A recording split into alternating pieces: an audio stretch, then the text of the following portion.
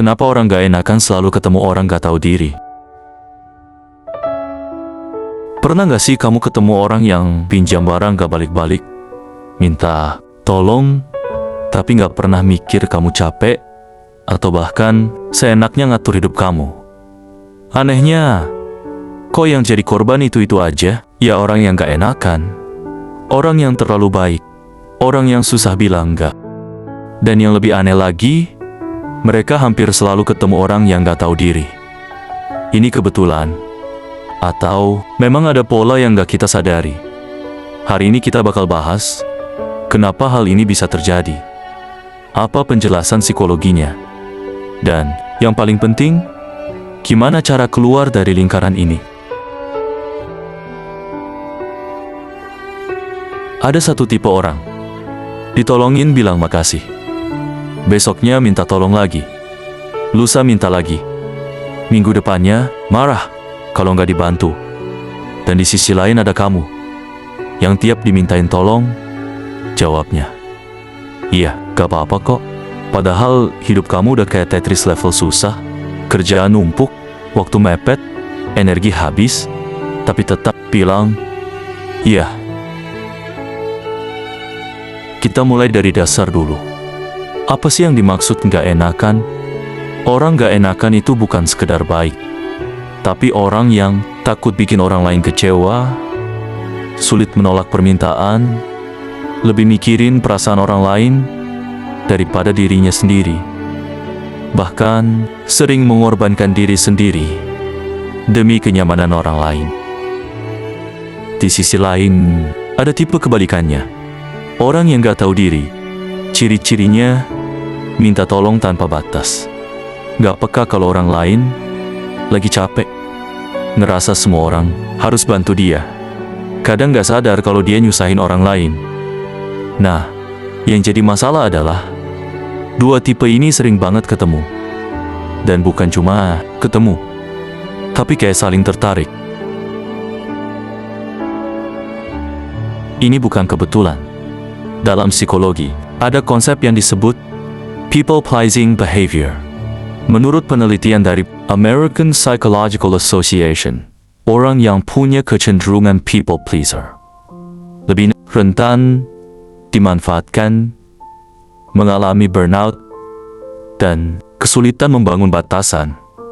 Kenapa? Karena mereka memancarkan sinyal.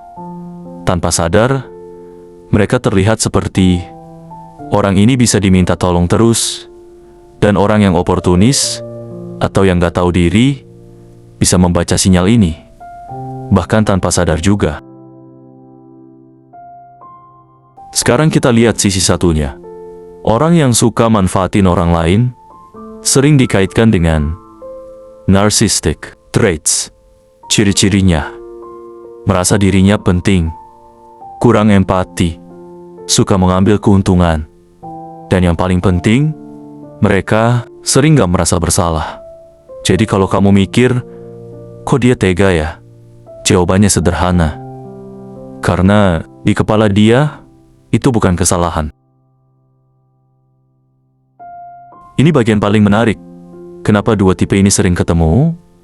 Karena orang manipulatif punya semacam insting sosial. Mereka cenderung mendekati orang yang jarang nolak, gampang merasa bersalah, dan terlalu pengertian, alias target yang aman. Jadi bukan kamu yang nyari mereka. Kadang, mereka yang nemuin kamu duluan. Ini bukan cuma kejadian sekali. Biasanya, jadi pola hidup. Contoh sederhana. Di kantor, kamu yang selalu disuruh lembur. Di tongkrongan, kamu yang selalu traktir. Di keluarga, kamu yang selalu dimintai tolong. Dan anehnya, orang yang sama gak pernah minta ke orang lain. Kenapa? Karena mereka sudah belajar kalau ke kamu pasti bisa. Ini yang disebut dalam psikologi sebagai reinforcement behavior. Perilaku yang berhasil akan diulang. Sekarang pertanyaan penting. Kenapa seseorang bisa jadi nggak enakan? Ada beberapa penyebab umum. 1. Didikan kecil. Dulu diajarkan, harus nurut, jangan nolak orang, jadi anak baik. 2. Takut ditolak. Dalam otak manusia, penolakan itu terasa seperti ancaman. 3. Harga diri rendah. Mereka merasa, kalau aku nolak, aku nggak disukai. 4. Butuh validasi. Mereka merasa dihargai kalau bisa membantu, padahal ini jadi jebakan. Sekarang kita lihat dampaknya. Kelihatannya baik, tapi efeknya berat. 1. Capek mental. Selalu mikirin orang lain. 2. Kehilangan diri sendiri, gak tahu lagi maunya apa. 3. Dimanfaatkan. Orang lain terbiasa pakai kamu. 4. Hubungan jadi gak sehat karena gak seimbang. Dan yang paling parah, kamu mulai merasa, kenapa hidup gue begini terus? Ini bagian yang mungkin agak nyakitin. Kadang, orang gak tahu diri itu gak akan berubah. Kenapa? Karena mereka gak merasa salah.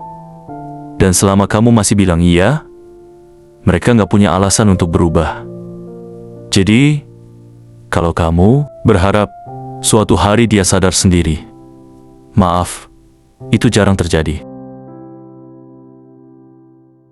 Sekarang solusinya, pelan-pelan aja, nggak perlu langsung berubah drastis. 1.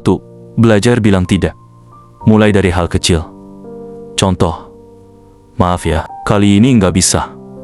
2. Pakai batasan jelas, bukan kasar, tapi tegas.